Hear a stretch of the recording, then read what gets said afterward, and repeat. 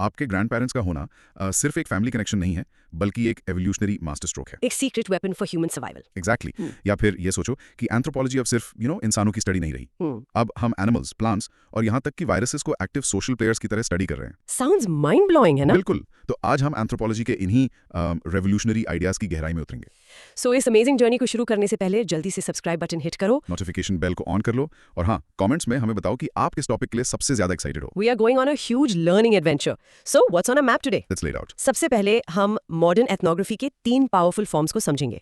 Multi species, multi sited और critical ethnography. Got it. इसके बाद हम आगे बढ़ेंगे to solve the evolutionary puzzle of menopause with the grandmother hypothesis. Oh, that's a fascinating one. फिर I think we are time travelling. हाँ, बिल्कुल। We will time travel with the fission track dating method. And it doesn't stop there. उसके बाद हम mitochondrial DNA की मदद से अपने एंशिएंट ह्यूमन ओरिजिन्स को ट्रेस करेंगे। The famous out of Africa model. Right.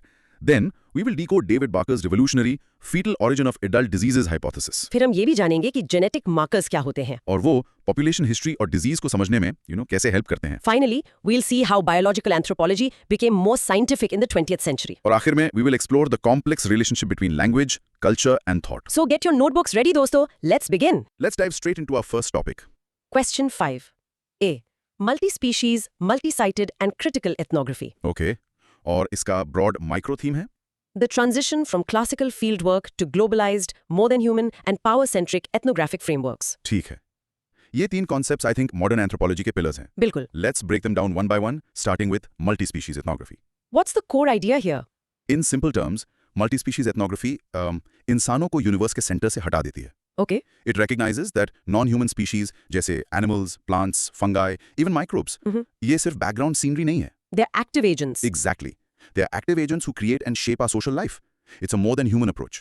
That's a massive shift in perspective. एक real life example to make this super clear. COVID-19 pandemic के बारे में सोचो.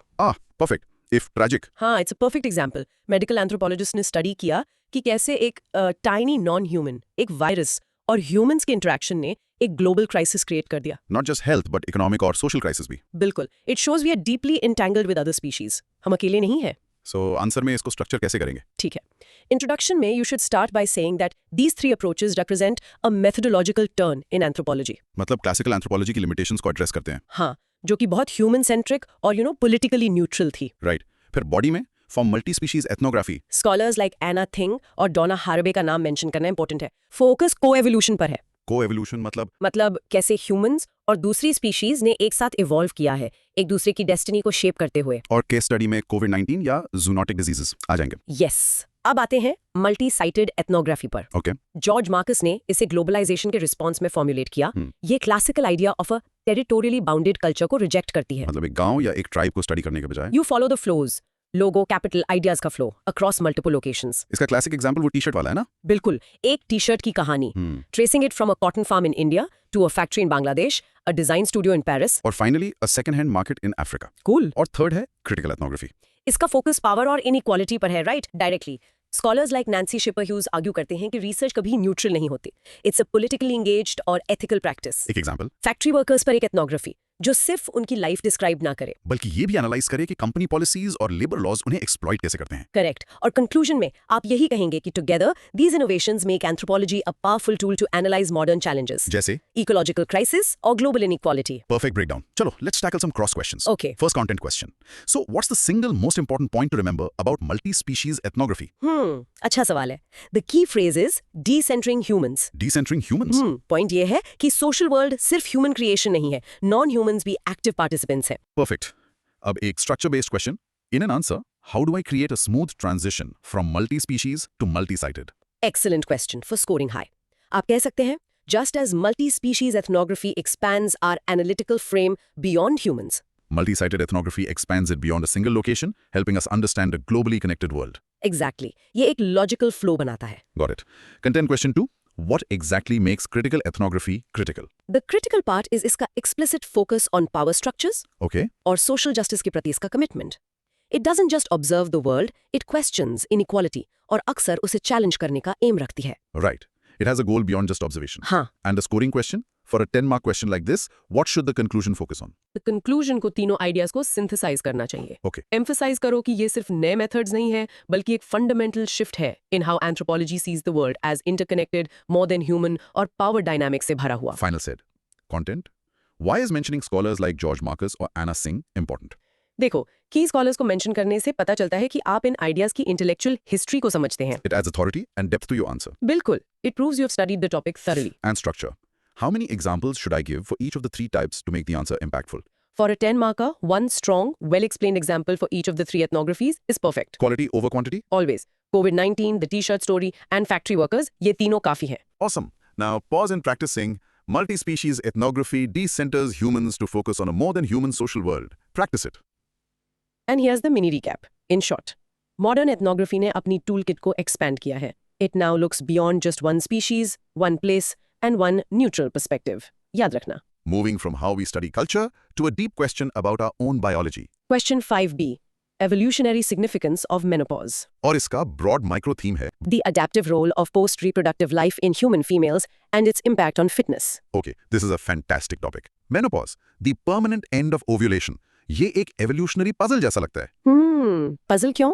क्योंकि natural selection usually उन traits को favor करता है जो reproduction को maximize करें. अच्छा. तो फिर एक long post reproductive life human females में evolve ही क्यों हुई? Reproduction रुक क्यों जाता है? That's the exact puzzle that biologist George C. Williams 1957 में highlight किया था. Right. But modern anthropology ने इसे reframe कर दिया है. Menopause को अब एक biological failure नहीं बल्कि एक crucial evolutionary adaptation माना जाता है. Linked to inclusive fitness. Exactly. और इसका सबसे अच्छा real life example शायद हमारे अपने घरों में है. जैसे? अपनी grandmother के बारे में सोचो. She isn't directly reproducing, but she helps her children, अपनी grandchildren का ख्याल रखती है, एक lifetime की wisdom share करती है और अक्सर family का emotional core होती है. This is the core idea in action. बिल्कुल.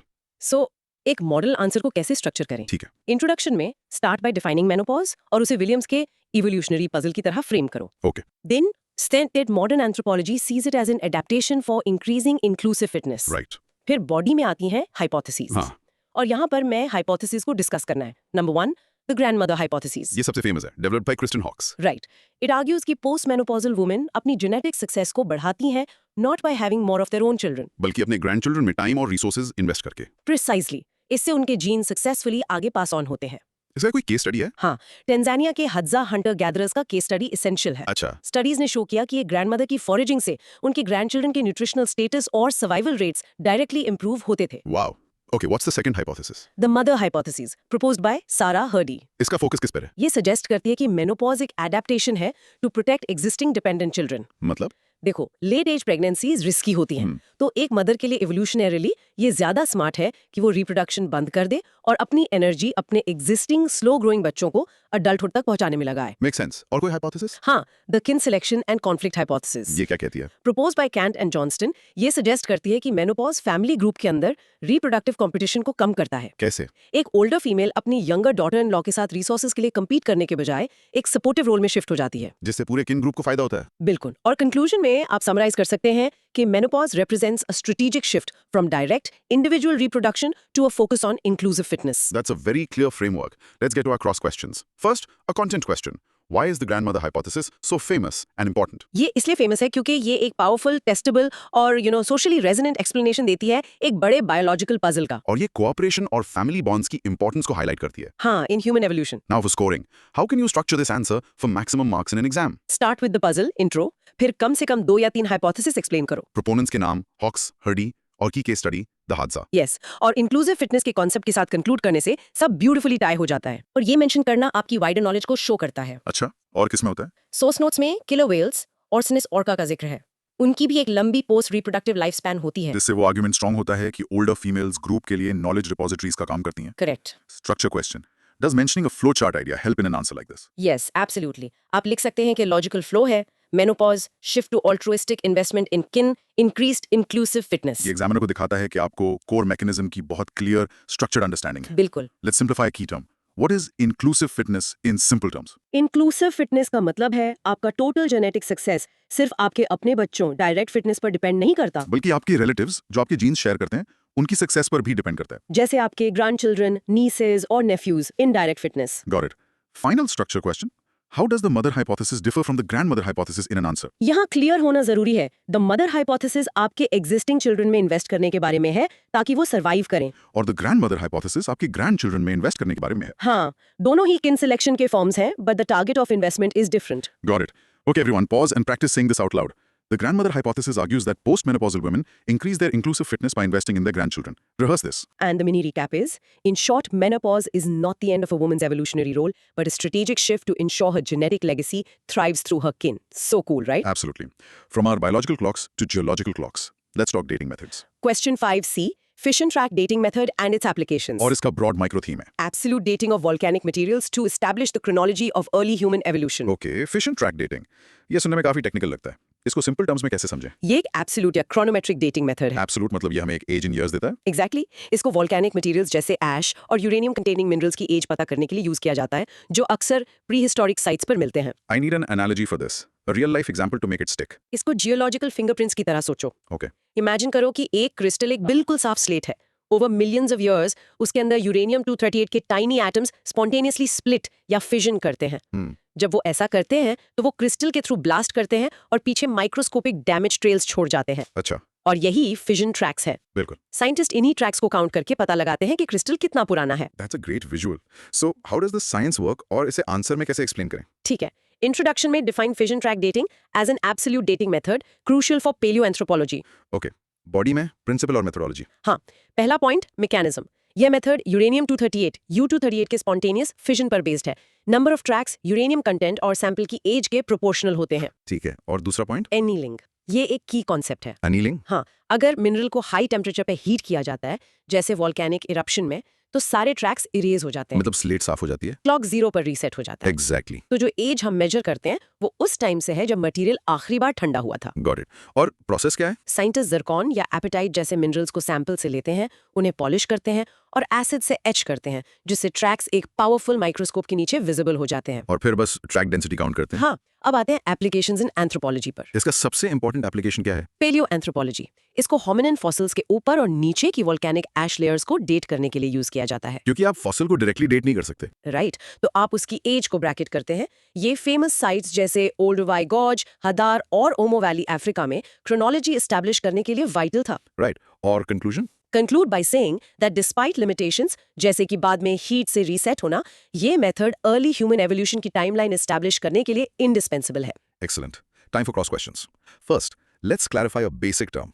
Why is this called an absolute dating method? क्योंकि ये एक स्पेसिफिक एज या रेंज इन इयर्स देता है। जैसे 1.8 million years old. हाँ, अनलाइक रिलेटिव डेटिंग जो सिर्फ ये बताता है कि कोई चीज दूसरी से पुरानी है या नहीं। Scoring question. For this answer, what is the key material to mention that this method dates? आपको वोल्केनिक मटेरियल्स जैसे ऐश और स्पेसिफिक यूरेनियम बेरिंग मिनरल्स जैसे जर्कॉन और एपेटाइट जरूर मेंशन करना चाहिए। इस डिटेल से पता चलता है कि आपको स्पेसिफिक्स पता है। बिल्कुल, और इससे हायर मार्क्स मिलते हैं। Content question. Why can't we date fossils directly with this method? क्योंकि फॉसिल्स में खुद यूरेनियम बेरिंग क्रिस्टल्स नहीं होते जो फिशन ट्रैक्स बनाते हैं। तो हम क्लेवरली आसपास की वोल्केनिक लेयर्स को डेट करके फॉसिल की एज को कंस्ट्रेन या ब्रैकेट करते हैं। Exactly. Structure question. How should I structure this answer in a simple logical flow? एक सिंपल 4 स्टेप फ्लो परफेक्ट है। 1 definition, 2 principle U238 decay tracks annealing, 3 process etching counting, 4 applications palaeo anthropology is key with a case study like Olduvai Gorge. Content clarification. What exactly is annealing and why is it important? Annealing है heat से tracks का erase हो जाना। ये इसलिए crucial है क्योंकि इसका मतलब है कि मेथड लास्ट कूलिंग इवेंट को डेट करता है। Volcanic ash के लिए वो इरप्शन की डेट होती है। हाँ, which is exactly what archaeologists want to know। ये रीसेट बटन है। Final scoring question. How does the case study of Olduvai Gorge strengthen the answer? ये एब्स्ट्रैक्ट साइंटिफिक मेथड को एक रियल, फेमस और ह्यूमन एवोल्यूशन की एक अहम discovery से जोड़ता है। The dating of our early ancestors like Australopithecus. हाँ, ये एप्लीकेशन को कॉन्क्रीट बनाता है और आपकी नॉलेज को डेमोन्स्ट्रेट करता है। Fantastic. चलो प्रैक्टिस करते हैं. Pause and say this.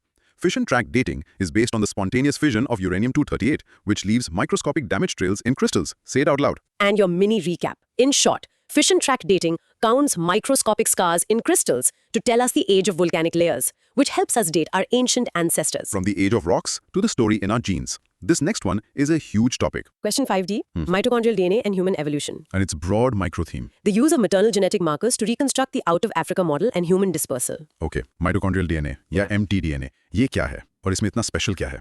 mtDNA एक छोटा सर्कुलर मॉलिक्यूल ऑफ डीएनए है जो हमारे सेल्स के न्यूक्लियस में नहीं बल्कि माइटोकॉन्ड्रिया में होता है। The cell's powerhouses. हाँ, और इसकी एक सुपरस्टार क्वालिटी है। ये ऑलमोस्ट एक्सक्लूसिवली आपकी मदर से इनहेरिट होता है। Real life example to grasp that. Imagine करो आपका सरनेम सिर्फ आपके फादर से पास डाउन होता है। Okay. mtDNA एक बायोलॉजिकल सरनेम की तरह है जो सिर्फ आपकी मदर से, उनके बच्चों को, उनकी मदर से और ऐसे ही पीछे जाता है। Creating a perfect, unbroken maternal chain stretching back thousands of years. That's a perfect analogy. और इसी यूनिक प्रॉपर्टी को रिसर्चर्स रिबेका कैन, मार्क स्टोनकिंग और एलन विल्सन ने यूज किया। उनकी लैंडमार्क 1987 स्टडी में। हाँ, जिसने हमारी ह्यूमन ओरिजिन्स की अंडरस्टैंडिंग को रेवोल्यूशनाइज कर दिया। चलो आंसर स्ट्रक्चर करते हैं। Let's do it. इंट्रोडक्शन में डिफाइन mtDNA और इसके की फीचर, मटर्नल इनहेरिटेंस को हाईलाइट करो, 1987 की पायनियरिंग स्टडी का जिक्र जरूर करना। Okay. बॉडी में उसकी special properties. Yes, you must list its 3 special properties. 1. Maternal inheritance and no recombination. मतलब फादर के डीएनए से कोई मिक्सिंग नहीं, एक क्लीन ट्रेसेबल लिनिएज, 2.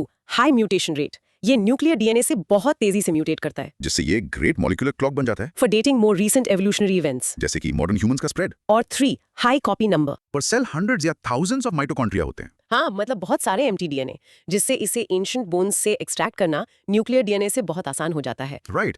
फिर इससे हमने ओरिजिन्स कैसे रिकंस्ट्रक्ट किए? बॉडी के सेकंड पार्ट में ये आएगा। First, mitochondrial Eve. The 1987 study. हाँ, इसने कंक्लूड किया कि all living humans descend from a common maternal ancestor जो अफ्रीका में लगभग 2 लाख साल पहले रहती थी। इसी हाइपोथेटिकल वुमन को माइटोकॉन्ड्रियल ईव कहते हैं। Correct. Second, out of Africa model. Research ने दिखाया कि mtDNA की सबसे ज्यादा जेनेटिक डाइवर्सिटी अफ्रीकन पॉपुलेशंस में है राइट। और नॉन अफ्रीकन पॉपुलेशंस में बस उसका एक सबसेट है। जिससे ये सबसे स्ट्रॉन्ग अर्ली जेनेटिक एविडेंस बना फॉर द थ्योरी कि मॉडर्न ह्यूमंस अफ्रीका में ओरिजिनेट हुए और फिर वहां से बाकी दुनिया में माइग्रेट कर गए। और कंक्लूजन में आप कह सकते हैं कि MDT ने एवोल्यूशनरी स्टडीज को रिवोल्यूशनाइज कर दिया। पर इसकी लिमिटेशंस भी हैं, जैसे कि ये सिर्फ मैटरनल स्टोरी बताता है। Exactly. Fantastic. Now for the cross questions. The big one first. Who exactly is mitochondrial Eve? बहुत अच्छा सवाल है एक कॉमन मिसकंसेप्शन को क्लियर करने के लिए। वो फर्स्ट ह्यूमन फीमेल नहीं थी। ना ही उस टाइम की अकेली औरत। बिल्कुल नहीं। She is simply the most recent common maternal ancestor of all humans living today. It's a statistical concept. हाँ, जो एक सिंगल लिनेज की तरफ पॉइंट करता है जिससे हम सब डिसेंड करते हैं on our mother's side. Now for scoring. How does MTD evidence specifically support the out of Africa model? What are the 2 key points for an answer? 2 killer points हैं। एक, सबसे ज्यादा जेनेटिक डाइवर्सिटी अफ्रीका में है जो इसे homeland होने का इशारा करता है। जहां ह्यूमन सबसे लंबे टाइम तक रहे और डाइवर्सिफाई हुए। और दूसरा, सारे नॉन अफ्रीकन mtDNA लिनेजेस बस ओल्डर डाइवर्स अफ्रीकन लिनेजेस के यंगर ब्रांचेस सबसेट्स हैं। ये एक अफ्रीकन सोर्स से क्लियर फाउंडर इफेक्ट दिखाता है। Yes. A content question. Why is the high mutation rate of mtDNA useful? A high mutation rate एक fast ticking clock की तरह काम करता है। जो relatively short evolutionary time scales, जैसे पिछले 2 लाख साल को मेजर करने के लिए परफेक्ट है। हाँ, अ स्लोअर क्लॉक इतना प्रिसाइज नहीं होता। A structure question. What's the main limitation of using only mtDNA that I should mention for a balanced answer? You must state कि ये सिर्फ मदर्स साइड की स्टोरी बताता है। It completely ignores the genetic contribution of all our male ancestors. Another content question. Why is no recombination such a big deal for scientists? No recombination का मतलब है mtDNA एक clean intact block of information की तरह पास down होता है। Except for new mutations. हाँ, इससे लीनिएज को बैकवर्ड्स इन टाइम ट्रेस करना इनक्रेडिबली सिंपल और स्ट्रेट फॉरवर्ड हो जाता है। Unlike nuclear DNA, जो हर generation में shuffle होता है. बिल्कुल। And a final scoring tip. How should I structure the main body of this answer? Best structure है, पहले mtDNA की 3 प्रॉपर्टीज एक्सप्लेन करो जो उसे यूजफुल बनाती हैं। Maternal inheritance, high mutation rate, high copy number. फिर एक्सप्लेन करो कि उन प्रॉपर्टीज ने हमें क्या डिस्कवर करने में मदद की। Mitochondrial Eve and the out of Africa model. Property first, discovery second. Perfect logic. Perfect. Time for our practice cue. Pause and try to say this. mtDNA is maternally inherited, has a high mutation rate, and was used to identify mitochondrial Eve. Rehearse it. And your mini recap is, in short, mtDNA is our maternal biological surname and it allowed us to trace all of humanity back to a common ancestor in Africa. Amazing, Anna. Truly is. Now let's connect our deep evolutionary past to our health today. This is super relevant. Question 5. E. Fetal origin of adult diseases and contribution of David Barker. इसका broad micro theme है The developmental origins of health and disease, DOHAD, and its impact on adult chronic disease susceptibility. The fetal origin of adult diseases hypothesis. ये सुनकर लगता है कि ये हमारे health के बारे में सोचने का तरीका बदल सकता है. बिल्कुल, ये एक revolutionary idea है, pioneered by the British physician David J. Barker. What's the core idea? The hypothesis states कि जो conditions हम womb में experience करते हैं, the intrauterine environment, वो हमारी physiology और metabolism को permanently program कर सकती हैं. Fetal programming. हाँ, और ये fetal programming हमारे adult life में chronic diseases जैसे heart disease और diabetes के risk को अहम रूप से बढ़ा सकती है. That is huge. मतलब हमारी health story हमारे पैदा होने से भी पहले शुरू हो जाती है. Exactly. Can we get a simple analogy? Imagine करो आप एक घर बना रहे हो. अगर फाउंडेशन के फेज में आपको ब्रिक्स और सीमेंट की रिस्ट्रिक्टेड सप्लाई मिलती है तो आप रिसोर्सेज बचाने के लिए एक छोटा कमजोर फाउंडेशन बना सकते हो। ठीक है। घर शायद ठीक लगे, लेकिन वो कमजोर फाउंडेशन उसकी पूरी लाइफ के लिए एक वल्नरेबिलिटी बन जाएगी। तो फीटल अंडर न्यूट्रिशन से स्मॉलर या लेस एफिशिएंट ऑर्गन्स बन सकते हैं। हाँ, creating a life long vulnerability to disease. So एक आंसर के लिए स्ट्रक्चर क्या होगा? ठीक है, इंट्रोडक्शन में define the foetal origin of adult diseases, जिसे बाका हाइपोथेसिस भी कहते हैं। ये स्टेट करना है कि इसने ट्रेडिशनल व्यू को चैलेंज किया। हाँ, कि क्रॉनिक डिजीजेस सिर्फ एडल्ट लाइफस्टाइल और जेनेटिक से होती हैं। बॉडी में पहला पॉइंट, द बाका हाइपोथेसिस। उसका ओरिजिन। हाँ, लेट 1980s में बाकर ने ब्रिलियंटली हिस्टोरिकल रिकॉर्ड्स यूज करके दिखाया कि इंग्लैंड के जिन रीजन्स में हाई इन्फेंट मोर्टेलिटी रेट्स थे, वहां डेकेड्स बाद एडल्ट कार्डियोवैस्कुलर डिजीज के रेट्स भी हाई थे। उसने लो बर्थ वेट और लेटर लाइफ क्रॉनिक इलनेस के बीच एक स्ट्रॉन्ग लिंक एस्टैब्लिश किया। अमेजिंग। फिर आता है थ्रिफ्टी फिनोटाइप। हाँ, ये कोर मैकेनिज्म है जो उसने प्रपोज किया। एक फीटस जो अंडर न्यूट्रिशन एक्सपीरियंस कर रहा है, वो अपने मेटाबॉलिज्म को एनर्जी स्टोर करने में एक्सट्रीमली एफिशिएंट बनाकर अडेप्ट करता है। वो एक स्कार्सिटी की लाइफ के लिए तैयार हो रहा है। This is the thrifty phenotype. Right. और तीसरा पॉइंट है द मिसमैच। मतलब ये थ्रिफ्टी प्रोग्रामिंग एक बड़ी प्रॉब्लम बन जाती है अगर वो इंसान बाद में न्यूट्रिशनल अबंडेंस की दुनिया में पैदा हो। A modern high-calorie diet. बिल्कुल। The body programmed to hoard calories becomes highly susceptible to obesity, type 2 diabetes and hypertension. और इसका मैकेनिज्म क्या है? Epigenetic basis. अब हम जानते हैं कि ये प्रोग्रामिंग largely epigenetic है। वूम्ब की कंडीशंस डीएनए मेथिलेशन जैसे चेंजेस ला सकते हैं, जो जीन एक्सप्रेशन को ऑल्टर करते हैं without changing the DNA code itself. और ये एपिजेनेटिक मार्क्स परमानेंट हो सकते हैं। और कंक्लूजन में आप कह सकते हैं कि बाकर्स वर्क एक पावरफुल बायोकल्चरल फ्रेमवर्क है। It shows how social conditions like poverty and maternal health get biologically embodied. और हेल्थ को जेनरेशंस तक अफेक्ट करती हैं। This is fascinating stuff. Let's do the cross questions. First content question. What is the core idea of the thrifty phenotype in one sentence? It's a survival adaptation for a predicted life of scarcity that backfires badly in a modern world of abundance. Structure question for scoring. In an answer, what is the most logical sequence to explain the mechanism? Best sequence है fetal undernutrition leads to development of a thrifty phenotype. This creates a mismatch with the adult environment of plenty, which finally results in chronic disease. इस chain of events को दिखाने से clear understanding demonstrate होती है। बिल्कुल A key content clarification. Is this hypothesis about having bad genes? नहीं, और ये एक क्रूशल पॉइंट है। ये जीन्स के बारे में नहीं है, बल्कि एपिजेनेटिक्स के बारे में है। How the environment changes the expression or activity of our genes. हाँ, ये नर्चर शेपिंग नेचर का एक प्राइम एग्जाम्पल है। Why is this hypothesis especially important for developing societies today? क्योंकि बहुत सी डेवलपिंग सोसाइटीज एक डबल बर्डन फेस कर रही हैं। Legacy of undernutrition in early life, followed by a rapid transition to high-calorie diets. हाँ, इससे बाकर के मिसमैच के लिए परफेक्ट स्टॉर्म क्रिएट होता है, जिससे डायबिटीज और हार्ट डिजीज की एपिडेमिक्स हो रही हैं। A scoring-focused question. Besides David Barker, what other key terms should I definitely include? You must include thrifty phenotype. यह हाइपोथेसिस का सेंट्रल एक्सप्लेनेटरी कॉन्सेप्ट है। और ड्रॉप मार्क्स के लिए एपिजेनेटिक्स को अंडरलाइंग मैकेनिज्म के तौर पर मेंशन करना भी अ ग्रेट आइडिया है। Yes. Final content question. What does the term biologically embodied mean in this context? इसका मतलब है कि सोशल और इकोनॉमिक कंडीशंस जैसे पॉवर्टी या एक मदर का स्ट्रेस और डाइट सिर्फ एब्स्ट्रैक्ट प्रॉब्लम्स नहीं है। They literally get under the skin. हाँ, और हमारी बायोलॉजी में लिख दी जाती हैं, हमारी हेल्थ को पूरी लाइफ इन्फ्लुएंस करती हैं। Understood. दोस्तों, time to practice. Pause and say this. The thrifty phenotype suggests the fetus adapts to scarcity, which becomes maladaptive in postnatal abundance. Try saying it. And your mini recap. In short, our health in adult life is significantly programmed by our environment before we are even born. याद रखना। We are now moving into the longer 20-mark questions. This requires more depth and detail. Question 6 के। Okay, what are genetic markers?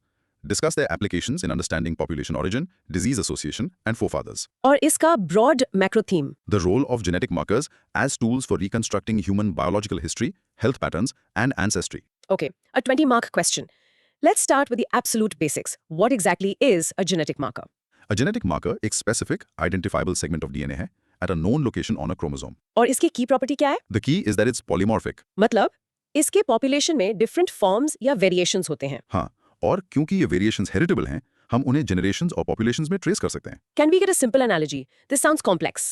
Think of our DNA as a vast ancient book about human history. ठीक है, एक genetic marker उस book में एक specific spelling variation, एक unique bookmark या एक फुटनोट की तरह है, जो बुक के डिफरेंट वर्जन्स में अपीयर होता है। राइट?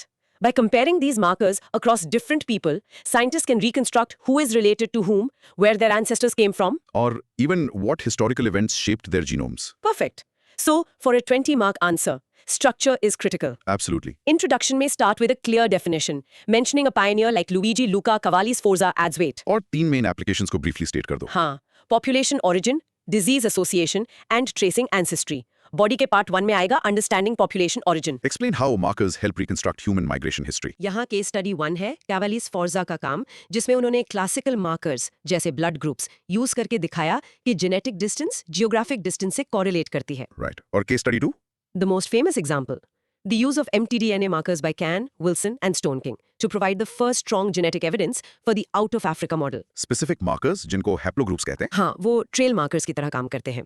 बॉडी का पार्ट 2 है डिजीज एसोसिएशन एंड एडेप्टेशन। यहाँ एक्सप्लेन करना है कि मार्कर्स डिजीज ससेप्टिबिलिटी या रेजिस्टेंस से कैसे लिंक्ड हो सकते हैं। हाँ, यहाँ केस स्टडी 1 एडेप्टेशन है, the classic example of the HBS gene marker for sickle cell anaemia. जहाँ मलेरिया है वहाँ ये मार्कर एडेप्टिव है क्योंकि ये रेजिस्टेंस देता है। बिल्कुल। केस स्टडी 2 डिजीज एसोसिएशन में modern genome wide association studies GWAS का जिक्र आएगा, जो थाउजेंड्स ऑफ SNP मार्कर्स को स्कैन करके वेरिएशंस ढूंढते हैं जो कॉम्प्लेक्स डिजीजेस में कॉमन है, जैसे टाइप 2 डायबिटीज या हार्ट डिजीज। फिर बॉडी का part 3 tracing forefathers and ancestry. Uniparental markers का यूज। हाँ, case study 1 MTWI markers trace the unbroken maternal line back to mitochondrial Eve. Case study 2, Y chromosome markers trace the unbroken paternal line back to Y chromosomal Adam. यही popular genetic ancestry testing industry का basis है. और conclusion में? Conclude by summarizing that genetic markers are powerful tools that bridge biology and history. But it's important to add a critical note. हाँ, कि biological ancestry is not the same as cultural identity. that is a brilliant and comprehensive structure. Let's get to our 6 cross questions. How should I divide my time and space among the 3 applications? For a 20 marker, you must give roughly equal weight to all 3 applications. हर एक के लिए एक solid, detailed paragraph. हाँ, और हर paragraph में उसके अपने specific examples या case studies होने चाहिए। Content clarification. What does polymorphic mean and why is it so important? Polymorphic का सिंपल मतलब है कि मार्कर की पॉपुलेशन में कम से कम 2 डिफरेंट फॉर्म्स एलील्स हैं। और ये वेरिएशन ही कंपैरिजन के लिए रॉ मटेरियल है। हाँ, अगर सबका मार्कर सेम होता तो वो ग्रुप्स के बीच डिफरेंसेस ट्रैक करने के लिए यूजलेस होता। A scoring tip. Why is the HBS gene for sickle cell a perfect example for an adaptive marker? क्योंकि ये नेचुरल सिलेक्शन इन एक्शन का एक टेक्स्ट बुक केस है, जिसे आप एक सिंगल जेनेटिक मार्कर से पॉइंट आउट कर सकते हैं। हाँ, ये एक स्पेसिफिक जेनेटिक ट्रेट, एक स्पेसिफिक एनवायरमेंटल प्रेशर मलेरिया और एक अडेप्टिव आउटकम रेजिस्टेंस के बीच डायरेक्ट लिंक को क्लियरली दिखाता है। It's a powerful and easy to explain example. बिल्कुल। A structure question. What is the key difference between mtNA and Y chromosome markers I should highlight? Emphasise करो कि वो uniparental और non रिकम्बाइनिंग है, but different lineages trace करते हैं। mtNA pure maternal line, mother to all children. और Y chromosome pure paternal line, father to son only. दोनों को मेंशन करना कंप्लीट अंडरस्टैंडिंग दिखाता है। This is a critical thinking question. In my conclusion, why is it important to state that biological ancestry is not the same as cultural identity? ये एक mature anthropological understanding दिखाता है और culture हमारे learned behaviors, beliefs और identity के बीच का फर्क जानते हैं। हाँ, ये क्रूशल एथिकल और साइंटिफिक डिस्टिंक्शन है और ये आपके आंसर को टेक्निकल नॉलेज से आगे क्रिटिकल थिंकिंग तक ले जाता है। And a final question on getting started strong. How do I write a powerful introduction for this answer? Start with a crisp definition, फिर इमीडिएटली एक की फिगर जैसे कवालिस फोर्जा या MDT स्टडी का नाम लो। और फाइनली अपने आंसर का स्ट्रक्चर क्लियरली साइन पोस्ट कर दो। हाँ, by saying you will discuss the 3 main applications. This tells the examiner you have a clear plan. Fantastic. Okay दोस्तों, let's practice this sentence. Genetic markers are heritable polymorphic DNA sequences used to reconstruct population history, disease patterns, and ancestry. Rehearse it. In your mini recap, in short, genetic markers are the historical footnotes in our DNA, allowing us to read the story of our species' past, migrations, adaptations, and family trees. Okay, let's look at the history of the discipline itself. This question asks us to justify a statement. Question 6b. The agenda of biological anthropology became more scientific from the middle of the 20th century. Justify. इसका अरॉड micro theme है The mid-20th century transition of biological anthropology from descriptive typology to a process-oriented, hypothesis-driven scientific discipline. This statement claims कि mid 20th century में एक huge shift हुआ, field physical anthropology से biological anthropology बन गई। इसका आखिर मतलब क्या है? इसका मतलब है कि फील्ड ने एक पूरा पैराडाइम शिफ्ट एक्सपीरियंस किया। ओके 1950 से पहले फिजिकल एंथ्रोपोलॉजी लार्जली एक डिस्क्रिप्टिव और क्लासिफिकेटरी साइंस थी। स्कल्स मेजर करना और ह्यूमंस को फिक्स्ड रेशियल टाइप्स में सॉर्ट करना। हाँ, इस पर ऑब्सेस थी। 1950s के बाद ये एक मॉडर्न हाइपोथेसिस ड्रिवन साइंस बन गई जो इवोल्यूशन, एडेप्टेशन और वेरिएशन के प्रोसेसेस को समझने पर फोकस थी। Let's use an analogy to make this change clear.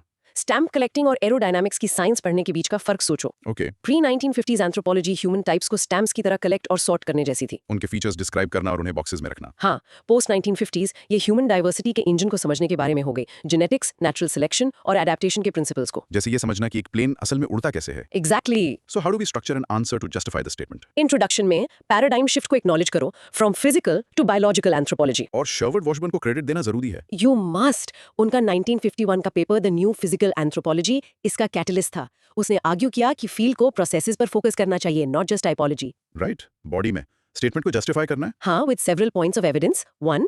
Integration of the modern synthesis. Field ने डार्विन की थ्योरी ऑफ नेचुरल सिलेक्शन को मेंडेलियन जेनेटिक्स के साथ इंटीग्रेट किया। यस, इससे एक पावरफुल एक्सप्लेनेटरी फ्रेमवर्क मिला कि एवोल्यूशन कैसे काम करता है। 2. Shift from racial typology to population thinking. Old racist idea of fixed separate races को साइंटिफिकली डिसमेंटल कर दिया गया स्कॉलर्स लाइक थियोडोसियस डॉब्जांस्की ने क्लाइनल वेरिएशन के कॉन्सेप्ट को चैंपियन किया। कि ह्यूमन ट्रेड्स ज्योग्राफी पर ग्रेजुअली चेंज होते हैं विदाउट शार्प बाउंड्रीज। हाँ, और जो UNESCO statements on race 1950-51 old racial science का एक मेजर पब्लिक रिजेक्शन थे। ओके, तीसरा point, introduction of quantitative and molecular methods. Field ज्यादा रिगरस हो गई। लुइजी लूका कवालिस फोर्जा ने statistical analysis of gene frequencies को इंट्रोड्यूस किया। और बाद में molecular revolution with mTNA analysis ने ह्यूमन ओरिजिन्स के बारे में हाइपोथेसिस को डायरेक्ट टेस्ट करना पॉसिबल बनाया। इससे ये एक डेटा ड्रिवन साइंस बनी। हाँ, और चौथा point, advances in palaeoanthropology. Speculative timelines को साइंटिफिक क्रोनोलॉजीज ने रिप्लेस कर दिया। Thanks to absolute dating methods like potassium argon and fission track dating. बिल्कुल। और कंक्लूजन में समराइज करो कि एजेंडा मोर साइंटिफिक बन गया by replacing armchair speculation and classification with hypothesis testing and quantitative data. और फोकस इवोल्यूशन के product से हटकर उनको ड्राइव करने वाले मैकेनिज्म्स पर शिफ्ट हो गया। Perfect. Excellent. This is a very strong way to build the argument. Now for the cross questions. Who is the one key figure I absolutely must mention in this answer? Sherwood Washburn. उनका 1951 का call for a new physical anthropology universally turning point माना जाता है। उन्हें mention ना करना एक major mistake होगी। Content question. What is the modern synthesis and why was it so important for this shift? The modern synthesis Darwin की theory of evolution by natural selection और ग्रेगो मेंडल की genetics की discoveries का fusion है। और ये इसलिए crucial था क्योंकि इसने हेरिडिटी का वो एक्चुअल मैकेनिज्म प्रोवाइड किया जो डार्विन के पास नहीं था, जिससे एवोल्यूशनरी थ्योरी एक बहुत ज्यादा रोबस्ट और प्रेडिक्टिव साइंस बन गई। Descriptive, typological, race focused. Post 1950s explanatory, process oriented, population focused. ये कॉन्ट्रास्ट काफी इफेक्टिव है। हाँ। Another key term. What does clinal variation mean and why does it dismantle the idea of race? Clinal variation का मतलब है कि trades geographic space पर धीरे धीरे बदलते हैं, जैसे कलर ग्रेडियंट। ये डायरेक्टली ओल्ड रेशियल कॉन्सेप्ट को कॉन्ट्राडिक्ट करता है। हाँ, कि ह्यूमंस कुछ डिस्टिंक्ट सेपरेट बॉक्सेस में बटे हुए हैं। ये दिखाता है कि ह्यूमंस डाइवर्सिटी कंटिन्यूअस है, कैटेगोरिकल नहीं। How does the molecular revolution, which we discussed earlier, fit into justifying this scientific shift? वो अल्टीमेट गेम चेंजर था। उसने बिल्कुल नया और पावरफुल टूल किट जैसे mtDNA एनालिसिस प्रोवाइड किया to directly test old hypothesis about human origins and migration. इसने field को सिर्फ फॉसिल इंटरप्रिटेशन से आगे बढ़ाकर जेनेटिक डेटा वाली हार्ड साइंस बना दिया। बिल्कुल। Final scoring question, how do I best justify the statement in the question? What does that verb mean here? Justify का मतलब है आपको स्टेटमेंट को सपोर्ट करने के लिए कॉन्क्रीट एविडेंस देना है, मतलब एक लॉजिकल आर्गुमेंट प्रेजेंट करना है with multiple lines of proof, जैसे हमने डिस्कस किया the modern synthesis, the end of typology, new quantitative methods, and new dating techniques. You're acting like a lawyer proving a case. Perfect. दोस्तों, time to rehearse, pause, and practice this summary. The shift was from describing racial types to explaining evolutionary processes, driven by the modern synthesis and new quantitative methods. Rehearse, and your mini recap. In short, biological anthropology grew up in the mid-20th century, moving from a descriptive hobby to a hypothesis-driven modern science. समझे? Crystal clear. Now, for our final question, which connects our biology to the very fabric of our reality. Language. Question 6C. Describe briefly the theoretical perspectives in linguistic anthropology to explain the relationship of culture, language, and thought. और इसका broad micro theme है The triangular relationship between language as a cultural resource, cognitive processes, and social reality. linguistic anthropology. तो ये हमारे शब्दों, हमारे culture और यहाँ तक कि हमारे सोचने के तरीके के बीच के गहरे कनेक्शंस के बारे में है। Exactly. जैसे ग्रेट लिंग्विस्ट एडवर्ड सेपियर ने कहा, Language is a guide to social reality. It doesn't just reflect our world, it helps shape it. बिल्कुल। Let's start with a real life example to frame this. Time के concept के बारे में सोचो। Okay. English में हम time को linearly देखते हैं। Okay. पास्ट पीछे है, फ्यूचर सामने है। Right. लेकिन दूसरी लैंग्वेजेस में, जैसे एंडीज में बोली जाने वाली आइमारा, पास्ट को सामने माना जाता है क्योंकि वो देखा जा चुका है और नोन है। और फ्यूचर पीछे है क्योंकि वो अनसीन और अननोन है। हाँ, ये सिर्फ बोलने का एक अलग तरीका नहीं है, ये टाइम को एक्सपीरियंस करने का एक अलग तरीका रिफ्लेक्ट और पोटेंशियली शेप करता है। Wow. Okay. So what are the main theoretical perspectives to explain this connection? ठीक है, इंट्रोडक्शन में डिफाइन लिंग्विस्टिक एंथ्रोपोलॉजी, सापीर का आइडिया मेंशन करो और फिर की पर्सपेक्टिव्स लिस्ट करो। Right. सबसे पहला. द सपियर-वॉर्फ हाइपोथेसिस, हाँ, इसे लिंग्विस्टिक रिलेटिविटी हाइपोथेसिस भी कहते हैं। ये सबसे फेमस है। ये सजेस्ट करता है कि एक लैंग्वेज का स्ट्रक्चर उसके स्पीकर्स के परसेप्शन और थॉट को इन्फ्लुएंस करता है। इसके दो वर्जन्स हैं, है ना? हाँ, strong version linguistic determinism, language determines thought, जो अब लार्जली रिजेक्टेड है, और week version linguistic relativity, language influences thought, जो अभी भी काफी इन्फ्लुएंशियल है। Color categories इसका क्लासिक एग्जांपल है. बिल्कुल। सेकंड पर्सपेक्टिव है structuralist perspective. Associated with Claude Lévi-Strauss. हाँ, उसने आर्ग्यू किया कि ह्यूमन माइंड बाइनरी ऑपोजिशंस जैसे रॉ, कुक्ड, नेचर, कल्चर में सोचता है। और ये डीप स्ट्रक्चर हमारी लैंग्वेज और कल्चरल सिस्टम्स जैसे मिथ्स दोनों में रिफ्लेक्ट होता है. Right. Third, sociolinguistic and interactional perspective. ये डेल हाइम्स से एसोसिएटेड है. हाँ, उसने फोकस सिर्फ ग्रामर से कम्युनिकेटिव कॉम्पिटेंस पर शिफ्ट किया। मतलब? अलग-अलग सोशल सिचुएशंस में लैंग्वेज को अप्रोप्रिएटली कैसे यूज करना है, ये जानना। Yes. ये पर्सपेक्टिव दिखाता है कि लैंग्वेज को आइडेंटिटी परफॉर्म करने और सोशल पावर नेगोशिएट करने के लिए कैसे यूज किया जाता है। और चौथा? Universalist perspective associated with Noam Chomsky. उसने यूनिवर्सल ग्रामर के बारे में आर्ग्यू किया. हाँ, जो ह्यूमन ब्रेन में हार्ड वायर्ड है। उसके व्यू में सभी लैंग्वेजेस एक डीप अंडरलाइंग स्ट्रक्चर शेयर करती हैं। जिससे ये सजेस्ट होता है कि हमारे फंडामेंटल थॉट प्रोसेसेस यूनिवर्सल हैं, रिलेटिव नहीं. एग्जैक्टली। और कंक्लूजन में आप कह सकते हैं कि ये पर्सपेक्टिव्स म्यूचुअली एक्सक्लूसिव नहीं है। Our ability to think is biologically grounded, Chomsky, but also culturally mediated and shaped through the specific language we speak, Sapir-Whorf. Perfect summary. A very rich and complex field. Let's clarify with our cross questions. What is the simplest way to explain the Sapir-Whorf hypothesis? आप जो language बोलते हैं वो सिर्फ आपकी दुनिया को label करने का टूल नहीं है। वो एक लेंस है जो आप उस दुनिया को कैसे देखते और एक्सपीरियंस करते हैं उसको शेप करने में मदद करता है। A key scoring point. How is Chomsky's view different from Worf's? I need to get this contrast right. वो ऑलमोस्ट ऑपोजिट है। वॉर्फ ने इस बार जोर दिया कि लैंग्वेजेस के बीच के डिफरेंसेस कैसे अलग-अलग सोचने के तरीके बनाते हैं, रिलेटिविटी। और चॉम्स्की ने सभी लैंग्वेजेस द्वारा शेयर की गई डीप सिमिलैरिटीज पर जोर दिया. हाँ, जो एक universal human way of thinking की तरफ इशारा करता है, universalism. Content question.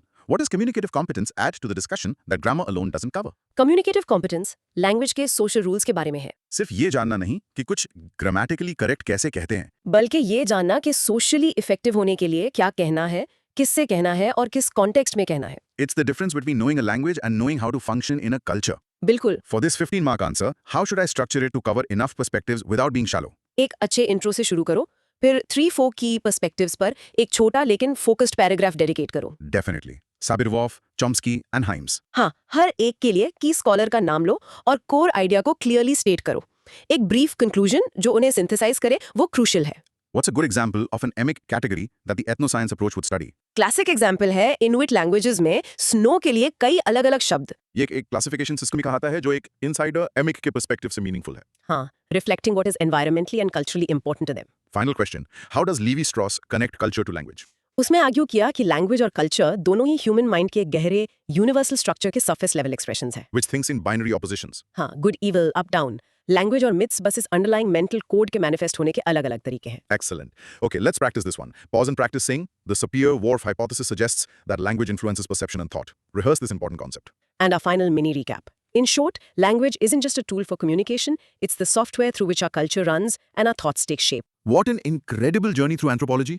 Chalo, let's do a final, super quick recap of everything we've learned. We started with modern ethnography, जो आप मल्टी-साइटेड, मल्टी-स्पीशीज और पावर के प्रति क्रिटिकली अवेयर है। फिर हमने मेनोपॉज के पीछे का evolutionary secret, the grandmother hypothesis को अनकवर किया। We traveled back millions of years with fission track dating. और फिर अपने पूरे स्पीशीज की जर्नी को अफ्रीका तक ट्रेस किया यूजिंग माइटोकॉन्ड्रियल डीएनए। हमने डेविड बार्कर की FOAD हाइपोथेसिस से सीखा कि हमारी अडल्ट हेल्थ हमारी फीटल लाइफ में डीपली रूटेड है। We explored the immense power of genetic markers to read our history and health. हमने जस्टिफाई किया कि कैसे बायोलॉजिकल एंथ्रोपोलॉजी 20th सेंचुरी में एक मॉडर्न हाइपोथेसिस ड्रिवन साइंस बन गई। और finally, we explored the profound, tangled web connecting our language, our culture, and our very thoughts. The connecting thread through all of this is a move towards a more dynamic, interconnected, and process-based understanding of what it means to be human. जाने से पहले एक सवाल आपके लिए छोड़ जाते हैं. If our biology, our genes, our evolution, and our social reality, our culture, our language, are so deeply intertwined, is the debate of nature versus nurture really a versus at all? या फिर एक continuous feedback loop है जहां हर एक दूसरे को बनाता है। सोचना जरूर. A powerful thought to end on. अगर इस डिटेल डिस्कशन ने आपकी क्यूरियोसिटी को सुपरचार्ज कर दिया है तो हमारे चैनल को सब्सक्राइब करना बिल्कुल मत भूलना. Like this deep dive, share it with fellow learners और अपने सवाल और थॉट्स नीचे कमेंट्स में लिखो. हम मिलेंगे जल्द ही एक और फैसिनेटिंग टॉपिक के साथ। तब तक keep questioning and keep exploring.